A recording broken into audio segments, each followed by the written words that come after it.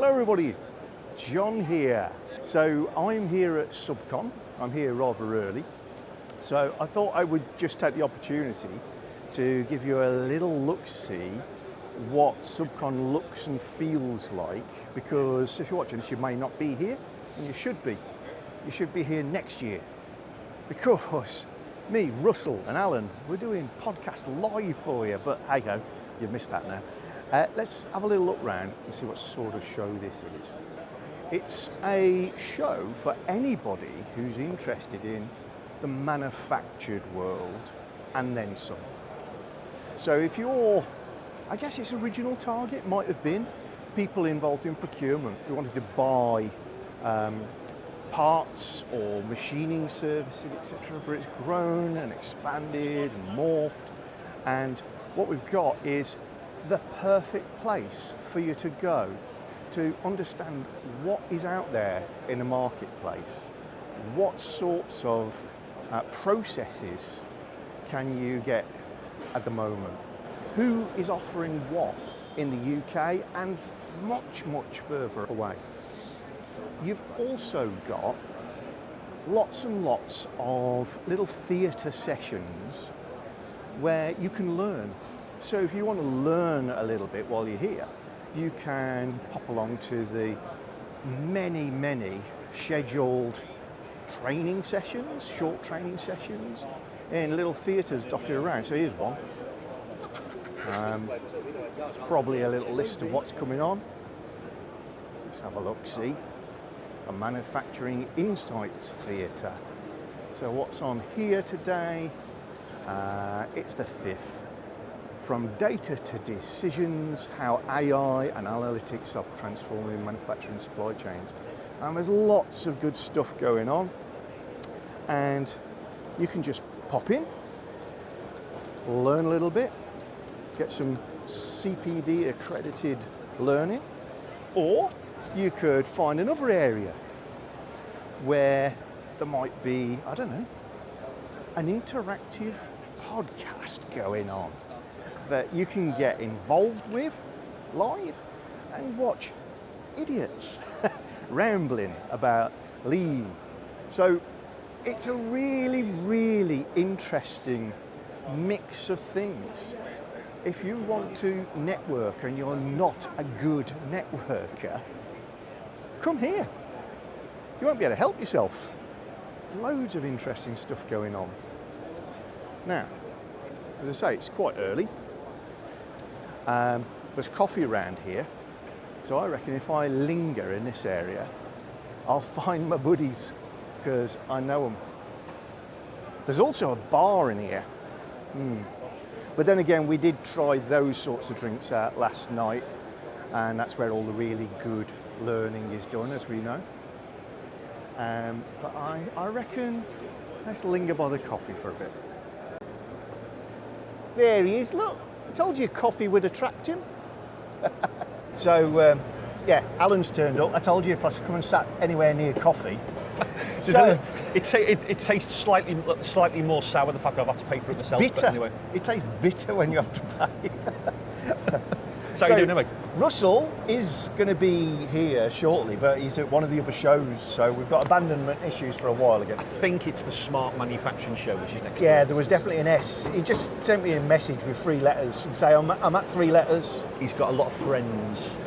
He says so, but lots we've never of- seen them. So I've had a quick moochie round. Starting to get quite lively. Plenty of stalls and stands here. We know why we're here. We know why the majority of people are here to listen to us on our ramblings live. It's the pinnacle of the 2 days. But I was having a bit of a reflect on why did I come back?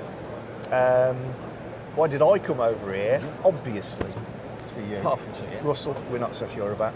But I was thinking it's probably just the chance to do something very, very different for a day, or 2 in your case. You're going to meet a few people that you know, because everybody in manufacturing particularly is going to be mingling this sort of event. Absolutely. And just for that one light bulb moment where I walk past a stand and go, you can do that. I've just walked past a robot dog down there, mate. That jumps. That's what I didn't know they could do You that. can jump. If you ask the lady nicely, she'll make it jump for you. She was dancing for me. Well, the dog was. I don't know what your thoughts on this are. I mean, effectively, you've paid a lot to be here because you've travelled. You bought us beer last night. You tried. You did? Yeah, I did. You bought us dinner? Part of the hard-earned cash. That was the £150 harvester vouchers that we keep on going on about in the other episodes. Yeah. If you don't know anything about that, check some of the other episodes out. But to answer your question, I think, look, last year was it was the first time both of us have done it. Why did we come back? Yes, from a mingling and a schmoozing perspective. There's plenty of people here with... It's easy to schmooze here, isn't it? Even if you're not a good networker. A lot easier to schmooze. They're all in a manufacturing context. What they're starting to do at Subcon is to slightly move the slant as well as products that people are trying to sell, but also skills and development, which you've noticed more so. Yeah, I mean, there's somebody behind us. Yeah, you've got North East training colleges here. There's training organisations like the Manufacturing Alliance and things like that. So, yeah, I mean, there's a definite slant, and anything we can do to support that. It's absolutely fantastic. Yeah, and you met podcast fans. Oh, yes, I forgot about that. I think it was David, Mr. Hurst. Yeah, David Hurst. That's right. Sorry I missed you, David. That's all right. Yeah. So sorry for the mix-up yesterday. Yesterday when we met, but yes, it was great to get your feedback, and long may it continue. Fantastic. But he's here now. See, we're not really been abandoned. It's a Russell as well. No, if you're recording something, I've interrupted you recording. No. I'm going to get a free coffee. Oh yeah, we're really busy. So what? It's a free one. Where were you when we were paying for coffee? I just say there's a VIP area. So look, Oh, he gets in that. VIP area. I say I'm speaking.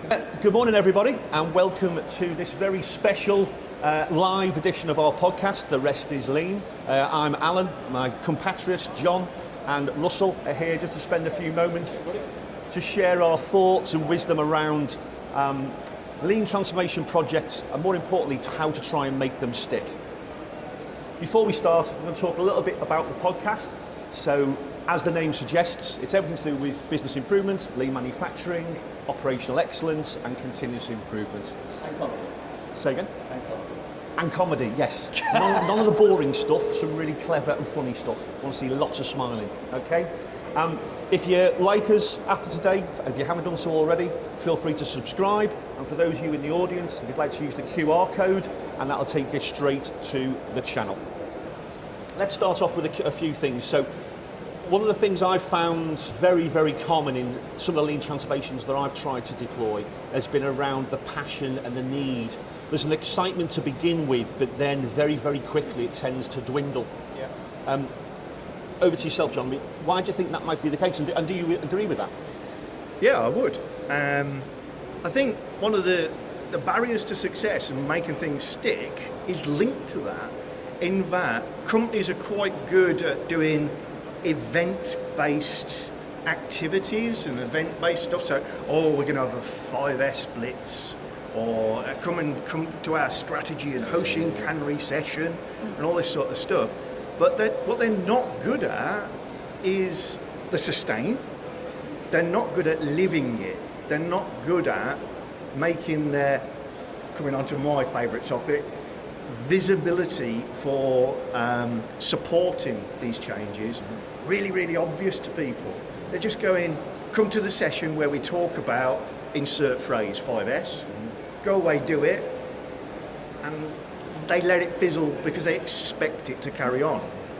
Companies need to invest lots and lots of time, and I mean senior management mainly, need to invest lots of time living it and showing and making it really visible that they are supportive of the change, the need to change, etc. And there's so many ways of doing that, that is not just go onto the shop floor and say, I support this.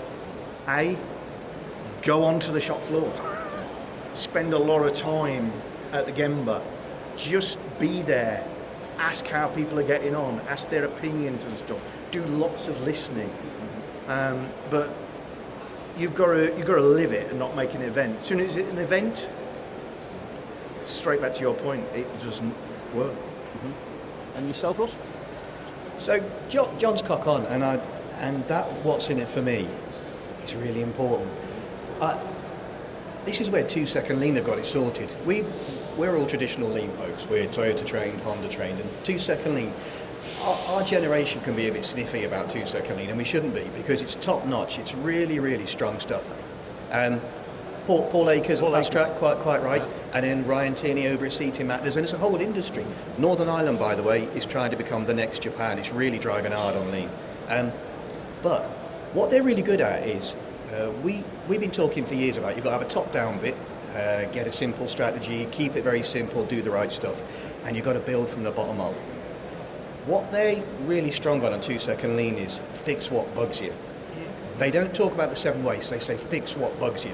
So if you've got someone on a shop floor who is fixing what bugs them, you ain't got to sell anything, because it sells itself. Yeah. And it kind of makes sense to me, because I was in China a few years ago with our sensei, and I was in a factory with him, a mobile phone factory in Guangdong, for 4 days. He spent 2 days mucking about on the shop floor with pallet trucks, pump trucks, I was trying to work out why, and I wasn't going to ask him. And in the end I worked out, and he told me, when I worked it out and explained to him, he told me that when he first got there, he'd been in the finished goods stores, and they had a pallet that was knackered in the finished goods stores. And a load of mobile phones had fallen off it, and so they'd written off expensive finished goods. And that was down to the condition of the pallets of the pallet trucks. And he'd worked out that the pallet trucks were also annoying for the operators, because they weren't working while they weren't maintained. So he tried to get an alignment, and this is a key point, between what's hurting me here and what's hurting me up here. And if you align that all the way through, you can't go wrong. Even if you make mistakes, you can't go wrong. One of the key things I thought is the responsibility of each levels of the organisation. So, for example, you mentioned visibility. So if you're a leader of an organisation, make sure you're there on a regular basis. There's a consistency to it. Make sure there's a consistent message.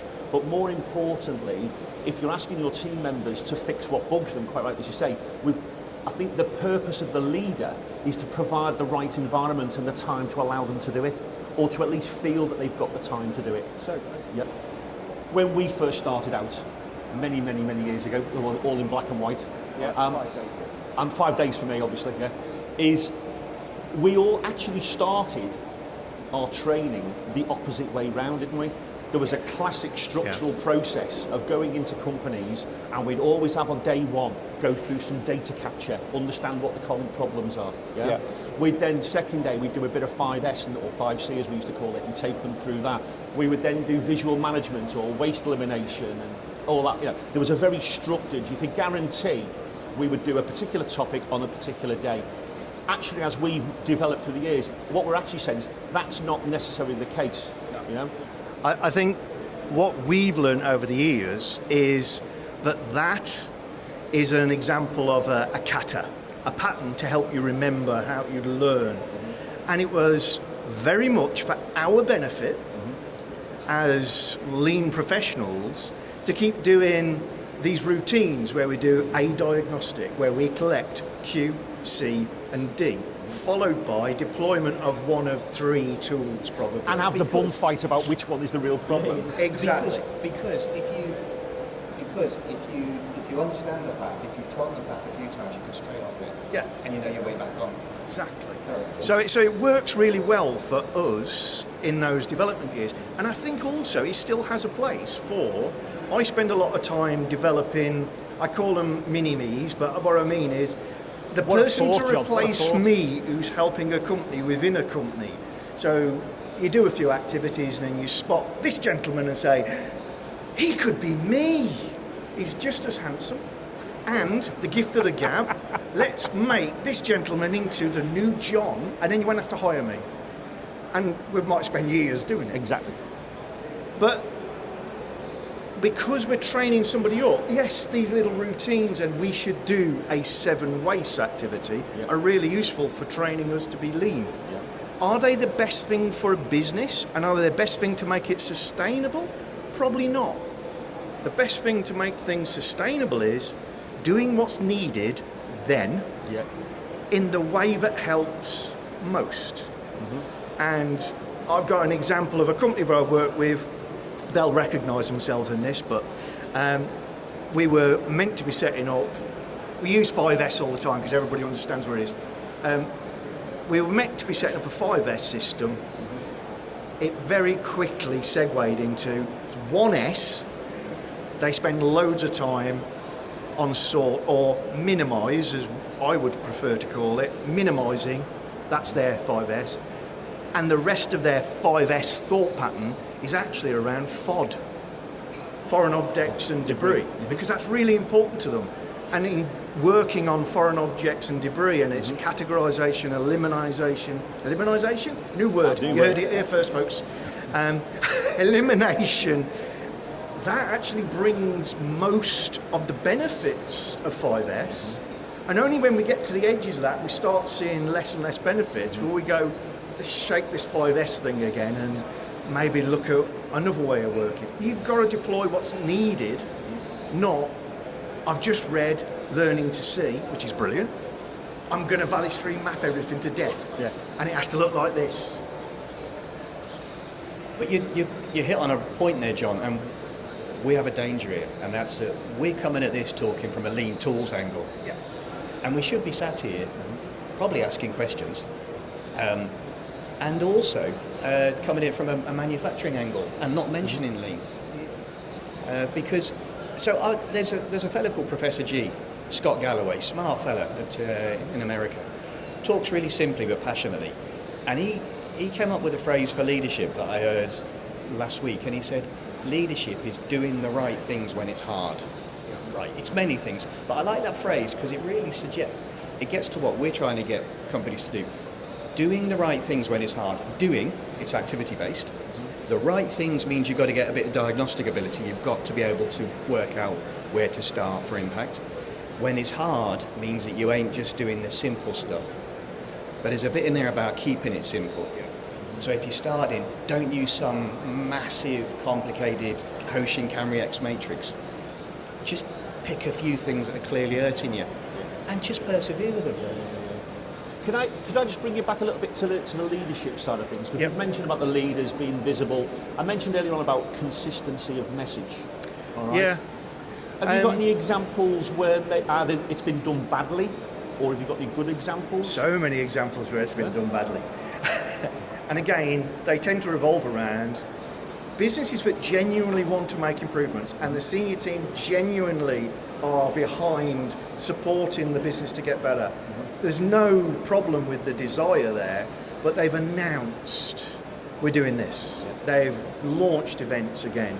They've been out and talked to people on the shop floor. But it's embedding that support everywhere. So we talked about just being seen on the shop. But part of going on a lean journey is to know where you're going. So have you done the strategy piece? Have you done where are we trying to get to today? Yeah. It's going to change. Don't worry about fixing it. But we think in 3 years' time, we'd like to be this big or this green or this fast or insert right phrases. Build your strategy. Do the Hoshin Cannery, turn it into things that people can follow in different departments. But again, that'll turn into an event unless you take key phrases from that strategy. Exactly. And you take them with you everywhere you go. So when you speak to people on the shop floor and go, Alan, what the hell are you doing with that pallet? I'm getting rid of it. Why? Wooden pallets do my head in. They drag on the floor on the coolie trucks. I want plastic pallets. We've got half a dozen. We're using all them. Instead of just going, well done, Al, go, well done, Al. That also aligns perfectly with our strategy about environmental friendliness and only having plastic pallets on site on the strategy. Reference your own strategy. Exactly. Use keywords and phrases. All of your emails, put a footer on them that changes once a month with some of the messages from your strategy. Be consistent. Be consistent with it. So I used to work at JCB for years. I was their group manufacturing, lean manufacturing fellow. My gaffer was the group manufacturing director. He was your favourite uncle until he lost his temper, and he was horrible. But People will be able to work out who that is. You do know that. He's retired now. He may even be dead. It comes to us all. And here he is. Weed him out. He had 3 phrases that he would use in rotation for a year. He wasn't afraid to be consistent. And his first message was, whenever he was in a factory, he'd say to people, don't walk past a defect being made or an unsafe thing happening. Yeah. Consistent for the year, yeah? His second phrase was, when he sensed that the MD or the ops managers weren't trying to improve their factory, he'd say, are you going to stare up the steps or step up the stairs? Right? And he'd embedded that thinking way in him. And his third thing was, he was a tremendous storyteller. Yeah. So he communicated mainly through metaphor. So he'd tell you a story that was always entertaining. You'd love to have a pint with him, but you'd have to pick the bones out of it. And I remember him calling me in one day, and this was like a Hoshin Camry policy deployment story. He didn't mention that. He said, Russ, I had a dream last night that I was mowed down. I was in one of our factories, and I was mowed down by one of our forklift trucks. And he said, yeah, and the worst thing is it didn't have anything on the forks. Now, his point was, for the next year, because it was that season, our forklift truck drivers aren't safe enough. And I suspect that we have some forklift truck drivers in a JCB group who haven't got their licenses renewed. Right, okay. And by the way, I see lots of forklift trucks, which are the most dangerous thing in a factory. If you're going to die in a factory, it's on the forks of a forklift. They are running around without stuff on the forks. That little story gave me the safety and materials handling Hoshin for the year. Got you. Smart. Yeah, absolutely. Storytelling. Yeah. Just on Russell's point there, I mean, a lot I thought you were of the panicking a bit skill too much then. in supporting lean, whether it be from a consultant, your lean expert, or from your senior management, is just the art of conversation, engagement, Absolutely. being visible. And it really triggered me listening to you talking about on the shop floor asking you key questions. It reminded me of a moment with my Japanese master sensei on a shop floor, and we were leaning on a barrier because he told us to, and watching a process. And after a good 2 or 3 minutes, I got a little bit twitchy and said, Ria-san, he says, we're really expensive. Are you not worried that somebody's going to come over and say, have you two not got anything better to do? And he said, John-san, I'm banking on it. So what do you mean? So I want people to walk over and say, what you two up to, or have you got nothing better to do? Because our answer will be no. It's really important. And it's okay as long as you know what you're doing. And you can explain what we're doing is, I'm watching this mobile phone being made. I'm interested to see if I can spot any opportunities that I can ask somebody on the shop floor about. I'm interested to see if anybody wants to wander over and ask us what we're doing. If I get bored, I'm going to go and pick up one of the standard ops and just watch it. Not to criticise anybody, but just to see, are there any differences? I'm hoping people are going to wander over to me and ask me, can we improve something? And we can have a conversation. And just being there starts to make that normal. Fantastic, John, and you're almost fluent now in English. The point I want to pick up on that is if people aren't gravitating to you, if they're not doing that, look in the mirror. Because to this day, I still see MDs, ops directors and ops managers who will go down to the shop maybe once every couple of weeks and they will just do a seagull visit. Looking important. They'll go down and they'll identify 20 or 30 things, flag them all up or send an email, annoy the arse out of the team leader. Exactly. Who's never going to gravitate to them, because if I come talk to you, I pick up a shed load of actions and a world of pain. So it ain't a spectator sport. One very quick one, then we'll open up to was that 10 minutes? Yeah. Before we open up to the audience. Again, from a consistency, we've said we've got the visibility and we're going down to Gemba.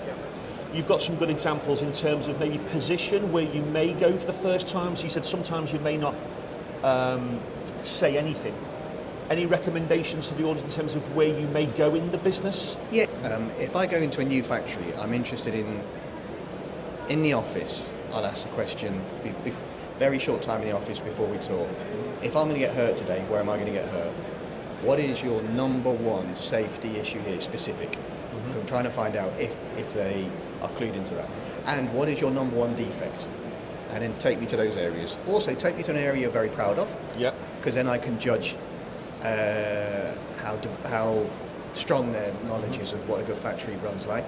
And then take me to an area that you really don't want to take me to. That you may end up weeping gently. There's generally more of them than there is the other one. Yeah, because you're always interested in where is the capability right now. It's not about us. I'm 54 now, yeah. It's taken me way too long to strip away my ego, and I'm a work in progress. Life has become easier for me the last 5 years because I ain't concerned about my performance. But your paper round was always downhill as well, though. It was down. It was my paper round was uphill both ways.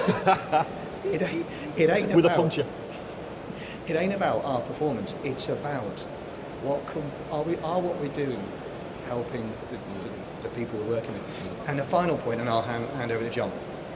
For the last 15 years, I've been regularly writing down my definition of lean manufacturing.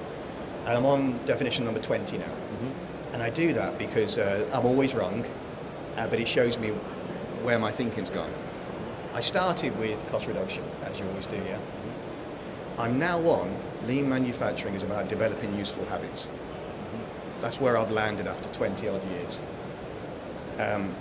And through that, I've been through like 50-word complicated stuff as well. My advice on going out onto the shop floor and being around and observing is, I think the shop floor is the easiest place to do it. There's lots of people. You can generally go find a safe place to stand. You can watch and then, go and have a conversation, preferably with the team leader first. Just start a bit of a rapport. You can always get something going. I think it's much harder in office environments because if you two work in an office and I come, hello, I'm John, don't worry about me, just watching, that ain't going to go well. So you need a totally different approach.